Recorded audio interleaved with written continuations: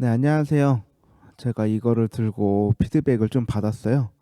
그래서 이거에 대한 얘기를 제가 좀 빠뜨렸던 얘기도 있었던 것 같고, 어떤 이런 것들을 가지고 어떻게 수업을 했는지 좀 보여드리는 것이 좀 설득력을 가지게 하는 그런 요소들이 되지 않을까라고 생각을 했습니다. 그래서 오늘 거는 좀 간단하게 설명을 해볼게요. 자, 일단 이렇게 해보시죠. 이게 일주일 동안 남겨진 저의 자료인데요. 이거는 지난번에 보여드렸던 거고요. 이제 보시면 제가 한 번에 수업을 세 반을 한꺼번에 해요. 그래서 2, 3, 4 교시 해갖고 각 반을 돌아가는데 첫 번째 반을 수업을 할 때 이게 한번 피드백을 좀 강하게 받습니다.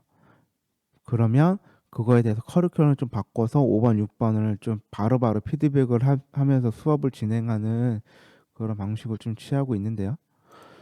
보시면 저의 이 수업의 목표는 처음에 이 모의 재판이라는 걸 하고 싶었어요. 그래서 모의 재판을 한다면 배심원제로 모의 재판을 한다면 어떤 주제를 하고 싶은지 먼저 제안을 받고 이렇게 하려다가 학생들이 그 전 수업 때 좀 잔잔한 수업을 했어요. 그래서 자더라고요. 그래서 이제 이것을 이제 바로 안 하고 이 청소년은 보호의 대상인가 권리의 주체인가라는 민주시민교육 그 경기도 교육청에서 나온 민주시민교육 그 1장에 인권 문제가 나오거든요.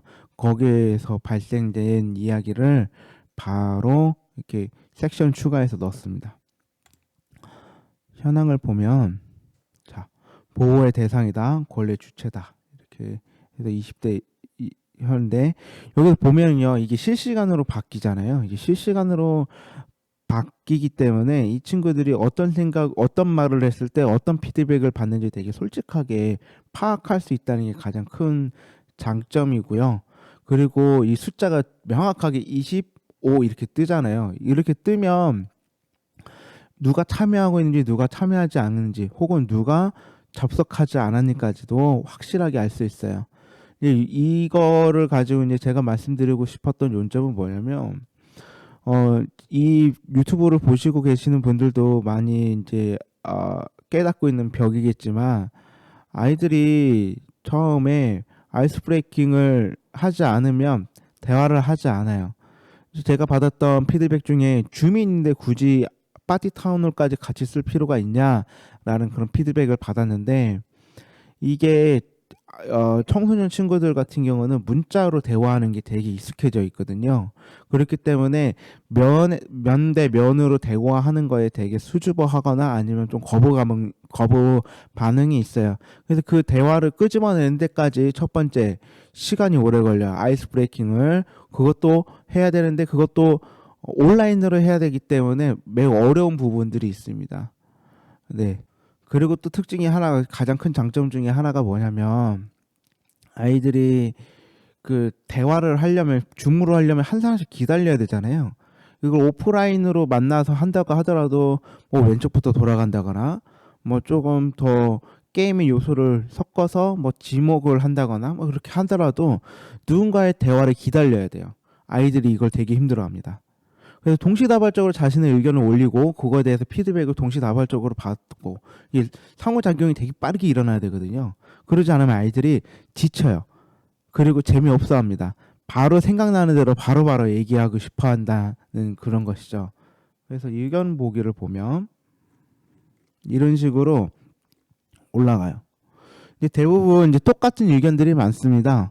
뭐 미성숙할 수 있기 때문이다. 미성년자, 성숙하지 못하다, 미성숙, 위성숙 이렇게 얘기가 나옵니다.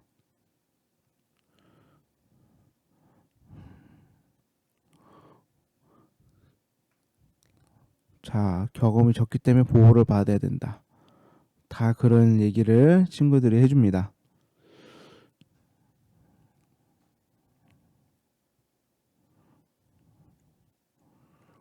청소년들이 스스로 이렇게 생각한다는 거에 대해서도 좀, 음, 자, 이게 좀 나름 저한테는 좋았었어요.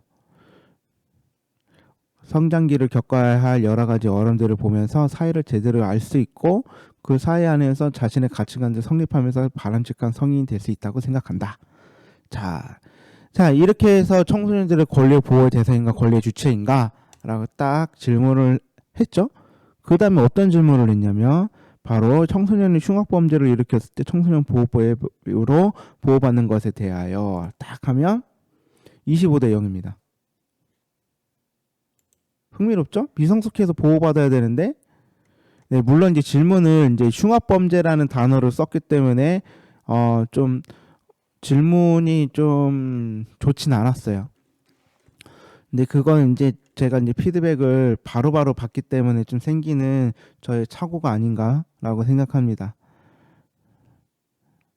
자, 그래서 이 미성숙한 존재라도 범죄에 대해서는 보호의 대상이 될 수 없다라는 생각이 상당히 지대적입니다. 그래서 이 친구들한테 이 얘기를 하고 나서 설명했을 땐 뭘 설명했냐면 도덕과 윤리의 차이점에 대해서 좀 설명했어요. 그러니까 사람이 빵을 훔쳤어요. 그러면은 도덕적으로 보면 훔친 사람이 잘못된 거죠. 하지만 장발장이 빵을 훔쳤어요. 하면 다른 얘기가 됩니다. 그래서 복합적으로 옳고 그름을 고민해 봐야 된다는 것을 케이스 바이 케이스로 고민해 봐야 된다는 이야기를 여기다가 좀 첨가를 했었고요. 그 다음에 이제 참정권. 자, 여기서는 또 갈려요.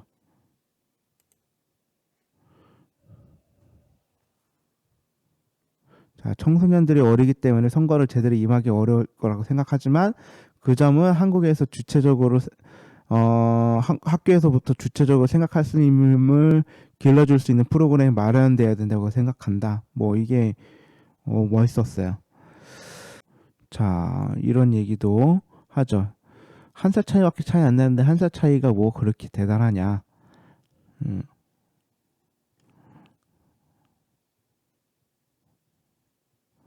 그래서 청소년들이 정치에 관심이 없기 때문에 청소년들이 선거를 하기에는 어린 나이다.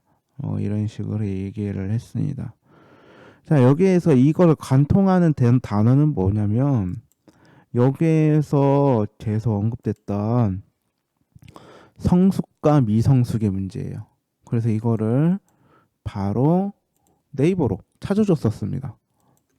미성숙 하면요. 아직 성숙하지 못함이 떠요. 그러면은 성숙을 알아야 되겠죠? 여기서 네 가지까지 나오네요. 자, 생물의 발육이 완전히 이루어짐. 네, 2차 성징이 끝나면 육체적인 성장이 끝났다고 보는 자연스러움이 있죠. 자, 어른스럽게 됨. 이거 참 단어가 어렵습니다. 경험이나 습관으로 쌓아 익숙해짐. 그래서 자, 이 3번과 4번을 가지고 2번을 보면 어른스럽다라는 게 뭘까?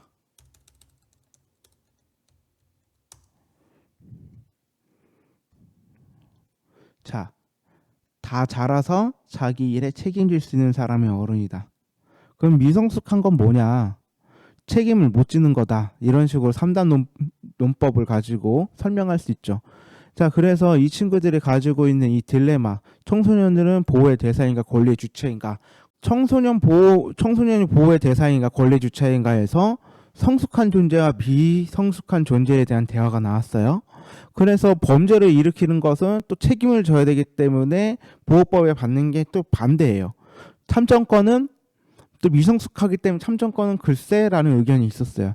그럼 여기서 된 단어가 뭐냐? 성숙이라는 단어예요. 그래서 성숙이라는 단어를 찾아주고 사고하게끔 해줬죠. 자, 이런 식으로 제가 민주시민 교육을 구상을 해봤는데, 그래서 수업을 진행했는데, 공과 교육도 이런 식으로 좀 판단해 보시면은 가능성이 많이 보일 수 있다고 생각을 해요. 네. 누구의 믿음이 더 좋았을까? 혹은 그 지난번 그 설교에서도 3단 논법에 의해서 그 예수 그리스도를 따르는 사람이 한 명, 두 명 있었고 그 두 명을 따르는 사람 또 한 명 있었잖아요. 그래서 그러면 여기에서 이 우리가 예수님을 직접 만나는 게 성서와 어떤 성령의 성령 기도 막 이런 거 이렇게 좀 제한되어 있으니 롤 모델을 찾아야 된다라고 얘기를 했을 때 그러면은 너는 이 롤 모델을 누구를 찾고 있느냐라고 섹션을 추가해서 이야기할 수 있죠. 제안 같은 걸 하면 됩니다. 그렇게 해서 제안을 한 다음에 그 사람이 왜 롤모델이 되느냐라는 것도 한 번 더 물어볼 수도 있고요. 물어본 다음에 이제 이것을 물어본 다음에 그거를 스스로 그 이유를 찾아가고 논거해 나갈 수 있는 그런 능력을 준다면 성서를 읽을 때 자기 주체적으로 읽을 수 있는 능력들이 배양되겠죠. 지금 이 청소년들이 길러야 될 어떤 능력이라고 한다면 독해 능력이 사실 제일 많이 필요로 하거든요. 청소년이 보호의 대상인가 권리 주체인가 해서 성숙한 존재와 비성숙한 존재에 대한 대화가 나왔어요. 그래서 범죄를 일으키는 것은 또 책임을 져야 되기 때문에 보호법에 받는 게 또 반대예요. 참정권은 또 미성숙하기 때문에 참정권은 글쎄라는 의견이 있었어요. 그럼 여기서 된 단어가 뭐냐? 성숙이라는 단어예요. 그래서 성숙이라는 단어를 찾아주고 사고하게끔 해줬죠. 자, 이런 식으로 제가 민주시민 교육을 구상을 해봤는데, 그래서 수업을 진행했는데, 공과 교육도 이런 식으로 좀 판단해 보시면은 가능성이 많이 보일 수 있다고 생각을 해요. 네. 누구의 믿음이 더 좋았을까? 혹은 그 지난번 그 설교에서도 3단 논법에 의해서 그 예수 그리스도를 따르는 사람이 한 명, 두 명 있었고 그 두 명을 따르는 사람 또 한 명 있었잖아요. 그래서 그러면 여기에서 이 우리가 예수님을 직접 만나는 게 성서와 어떤 성령의 성령 기도 막 이런 거 이렇게 좀 제한되어 있으니 롤 모델을 찾아야 된다라고 얘기를 했을 때 그러면은 너는 이 롤 모델을 누구를 찾고 있느냐라고 섹션을 추가해서 이야기할 수 있죠. 제안 같은 걸 하면 됩니다. 그렇게 해서 제안을 한 다음에 그 사람이 왜 롤모델이 되느냐라는 것도 한 번 더 물어볼 수도 있고요. 물어본 다음에 이제 이것을 물어본 다음에 그거를 스스로 그 이유를 찾아가고 논거해 나갈 수 있는 그런 능력을 준다면 성서를 읽을 때 자기 주체적으로 읽을 수 있는 능력들이 배양되겠죠. 지금 이 청소년들이 길러야 될 어떤 능력이라고 한다면 독해 능력이 사실 제일 많이 필요로 하거든요. 세상이 계속 바뀌니까 그것을 새로운 것을 깨닫고 체계적으로 그리고 논리적으로 객관적으로 그 자기 것을 만들 수 있는 그런 능력이 필요합니다. 그것을 이를테면 독해 능력이라고 저는 표현을 하는데요. 근데 성서도 그렇게 봐야 되는 것이고 그리고 자기 스스로에 있는 처해져 있는 상황들도 그렇게 볼 수 있어야 된다고 저는 보고 있습니다. 그래서 이런 툴을 이용해서 이 세 가지 섹션으로만 교육을 진행을 했었고 공과 교육도 이런 식으로 진행된다면 청소년 친구들이 빠르게 효과적으로 주체적인 성서를 해석할 수 있지 않을까 거기에 그것을 통해서 성서 안에 있는 살아계시는 하나님을 만날 수 있지 않을까 이렇게 생각을 했습니다. 네, 감사합니다.